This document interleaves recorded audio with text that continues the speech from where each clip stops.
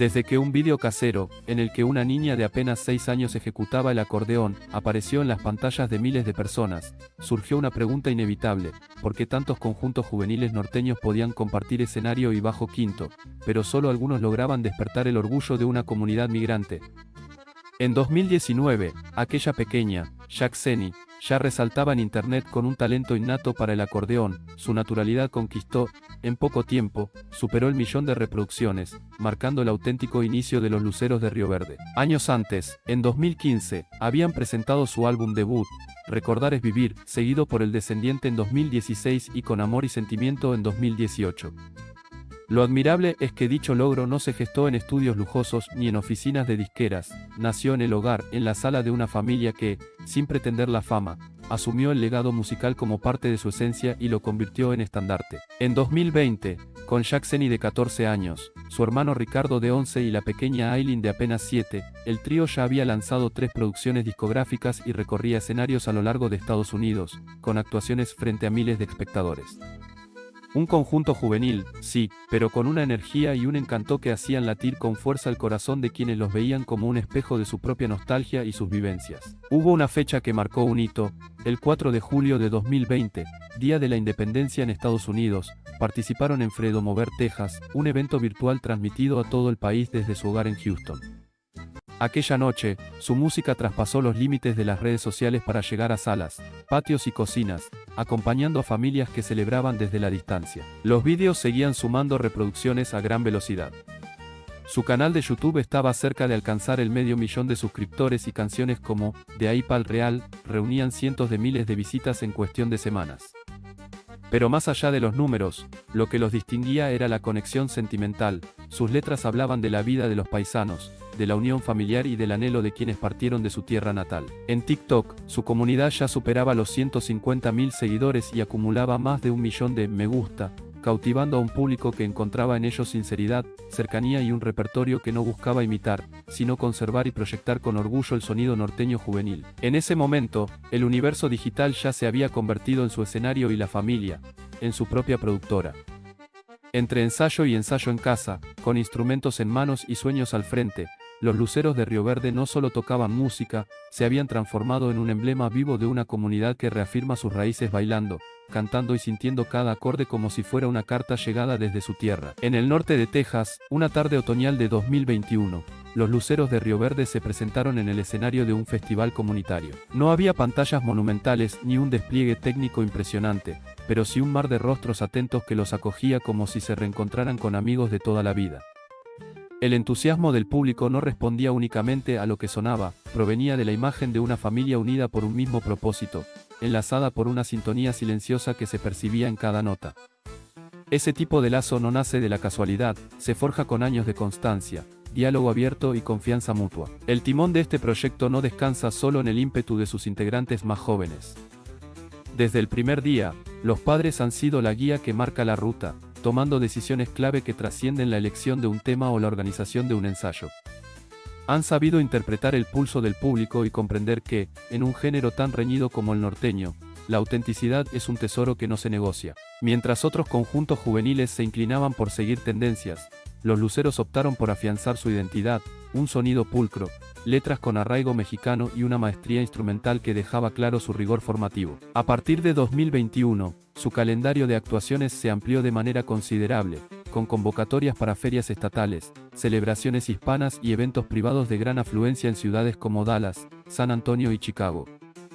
En cada parada, la diáspora mexicana se hacía notar, no solo para disfrutar de su música, sino para entablar conversación, grabar mensajes para familiares distantes y relatar cómo sus canciones evocaban el rancho o las fiestas patronales de su lugar de origen. Lo más destacable era que, al mismo tiempo que su música les abría caminos, la estrategia cuidada de sus redes sociales multiplicaba su alcance.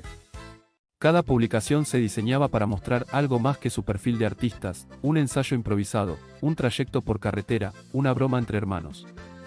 Ese material genuino fortalecía una conexión con el público que rara vez se logra con campañas pagadas o imágenes elaboradas en estudio. Pronto empezaron a recibir palabras de aliento de músicos reconocidos que admiraban su disciplina y frescura. Aunque las agendas no siempre coincidían para compartir escenario, se intercambiaban mensajes privados y felicitaciones públicas. Ese respaldo confirmaba lo que su audiencia ya intuía, que estaban ante un conjunto joven con un horizonte que iba más allá de las modas efímeras. Mientras tanto, su catálogo musical crecía. No se limitaban a interpretar los temas que les dieron fama, sumaban corridos, huapangos y polcas, fusionando la tradición con arreglos propios.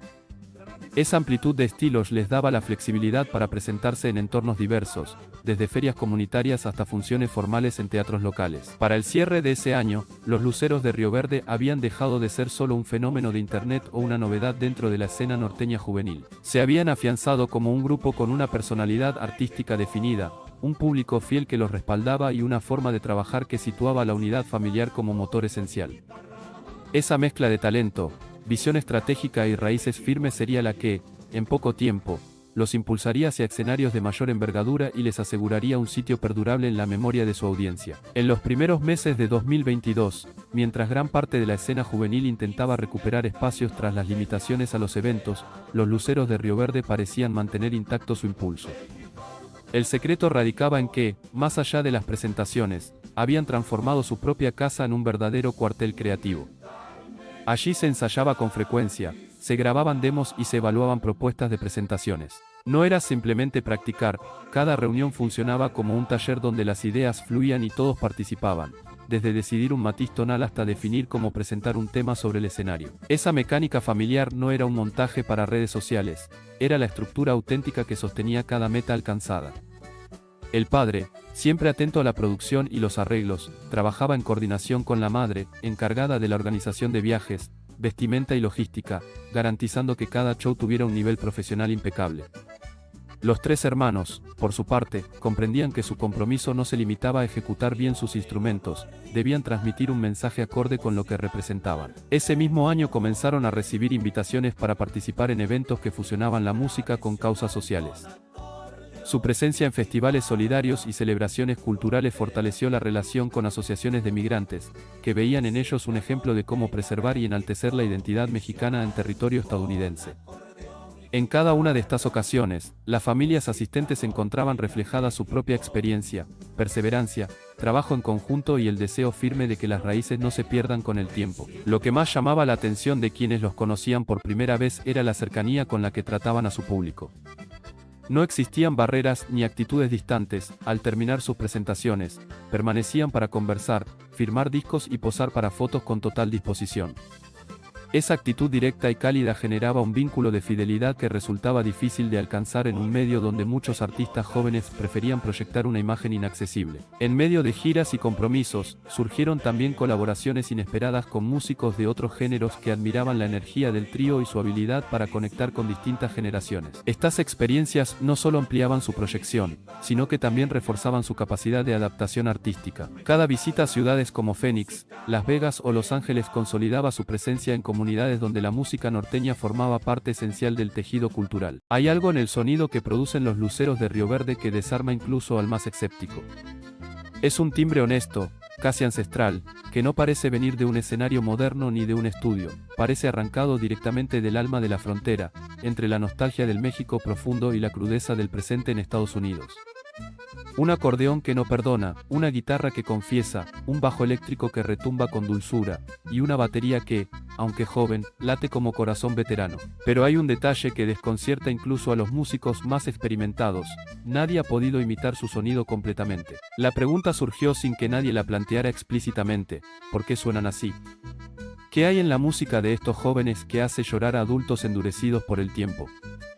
¿Qué tiene esa voz adolescente que al cantar un corrido, lo convierte en elegía? Los Luceros de Río Verde nacieron como agrupación no por estrategia de mercado, sino por algo más poderoso: el lazo familiar y el amor compartido por la música norteña tradicional.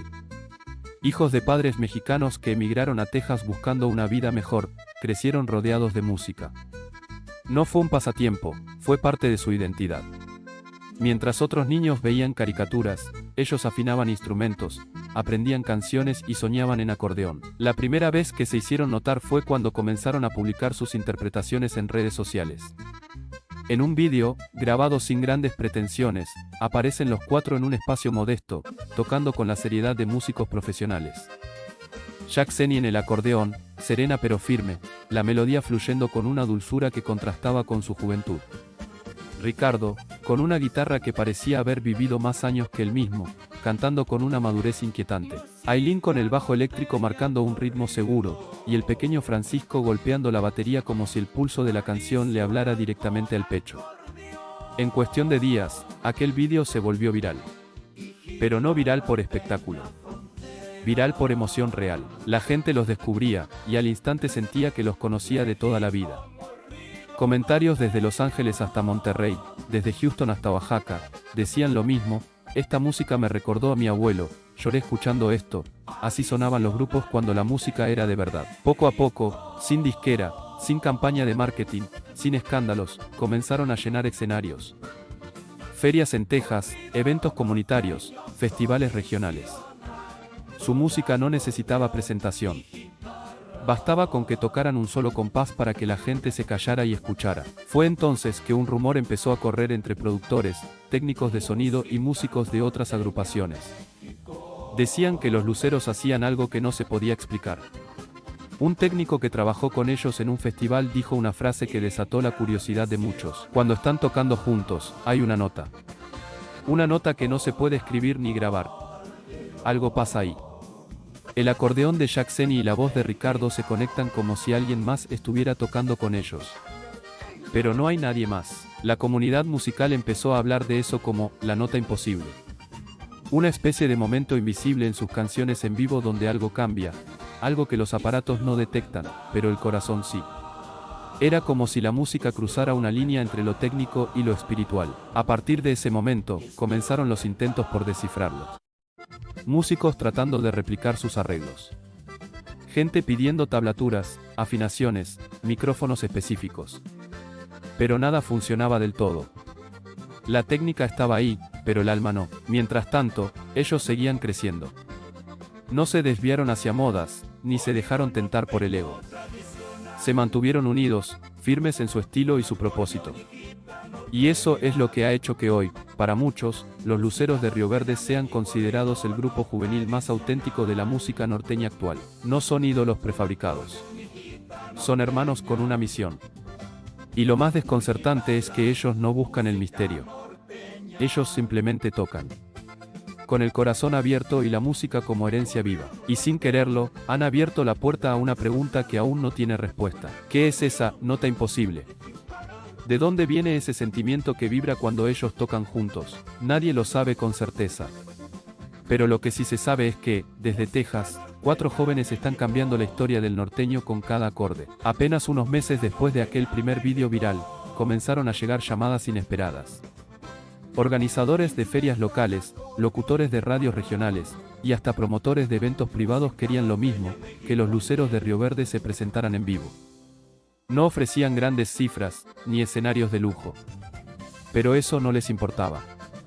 Para ellos, cada presentación era un paso más en algo que ya se sentía como destino. Ricardo, con la guitarra colgada al hombro, tenía el semblante sereno de alguien que no se distrae con la emoción del momento, pero cada vez que cantaba, se le quebraba apenas la voz, como si en lugar de interpretar una letra, la viviera. Jack Seny, más concentrada que nerviosa, dejaba que el acordeón hablara por ella, respondiendo con melodías precisas que no solo embellecían la canción, sino que le daban dirección. Ailín, con el bajo eléctrico firme en las manos, era el pulso. Y Francisco, con la inocencia y fuerza que solo los más pequeños pueden combinar, era el latido detrás de todo. El grupo tocaba donde los invitaran, rodeos en Texas, jaripeos, ferias patronales, incluso restaurantes mexicanos que los acomodaban entre mesas para que tocaran en vivo entre platillos calientes y conversaciones a medio terminar. Y aún ahí, entre ruido y distracciones, la gente se detenía a escuchar. Porque algo pasaba cuando ellos tocaban. Todo lo demás se apagaba. Pero mientras su agenda crecía, una tensión silenciosa comenzó a acompañarlos, el peso de ser tomados en serio. La industria musical, especialmente en el género norteño, suele mirar con condescendencia a los grupos juveniles. Para muchos, la juventud es sinónimo de inexperiencia, de imitación. Pero ellos no estaban imitando a nadie.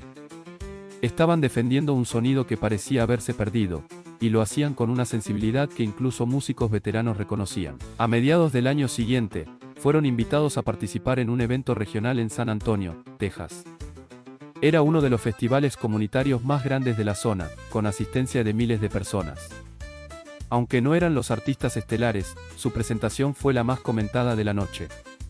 Los organizadores, al final, se acercaron y dijeron lo que se volvería común en cada evento. No sabíamos que los chavitos iban a ser lo mejor del festival. Ese tipo de reconocimiento, aunque informal, marcaba una diferencia.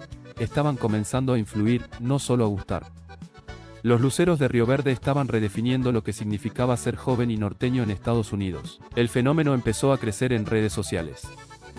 Sus vídeos eran compartidos entre generaciones, abuelos que se los mostraban a sus nietos, padres que lloraban al escucharlos cantar Eslabón por Eslabón o Monedas sin valor, y adolescentes que, por primera vez, se sentían atraídos por la música que antes solo sonaba en las fiestas familiares. Entonces vino uno de los momentos más simbólicos en su camino, una invitación para tocar junto a legendarios músicos norteños en una presentación especial organizada por una radio local. Era su primera vez compartiendo escenario con artistas a los que habían escuchado desde la infancia. No hubo competencia, ni tensión. Solo admiración mutua. Y fue en ese evento donde un músico veterano se les acercó y dijo: "Ustedes no están comenzando algo. Están rescatando algo". Esa frase se quedó con ellos. No como adorno, sino como verdad. Lo que estaban haciendo no era novedad, era resistencia. Resistencia al olvido de la música con alma, al abandono del norteño que canta con sentimiento, no con pose. Los luceros estaban creciendo en una dirección contraria a la corriente, y eso los hacía únicos. Con cada presentación, el grupo perfeccionaba más que su técnica, reforzaba su vínculo como hermanos y como músicos. No era raro que discutieran antes de ensayar, que pelearan por arreglos, por tiempos, por detalles mínimos. Pero cuando subían al escenario, todas las diferencias se disolvían en el primer acorde. Era como si la música los alineara. Y mientras el público seguía disfrutando, otros seguían buscando la explicación. ¿Qué hay detrás de ese sonido? ¿Es disciplina? ¿Herencia? ¿Un talento fuera de serie? Algunos lo atribuían a su educación familiar. Otros, a una sensibilidad especial por haber crecido entre dos culturas. Pero cada vez era más claro que el misterio no estaba en cómo tocaban, sino en por qué tocaban así. No buscaban fama, ni virales. Lo que buscaban era honrar un estilo, un idioma emocional que estaba en peligro de desaparecer entre el ruido de modas pasajeras.